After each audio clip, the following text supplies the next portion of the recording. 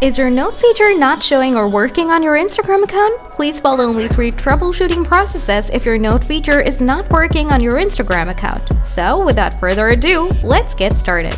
Solution 1. Update the Instagram app. Open the Google Play Store, type Instagram, now look for an update.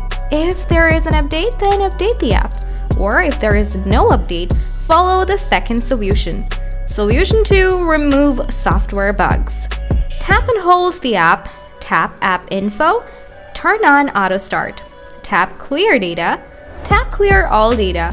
Now try to log in to your Instagram account and check your problem. Now if you still have a problem, follow the third solution. Install Instagram Lite. Open the Google Play Store, type Instagram Lite, install the app. Now log in with the app. Now after this, please check your issues. Now if you still have issues, that could mean this update is still not available in your region. In that case, you need to wait for about a week.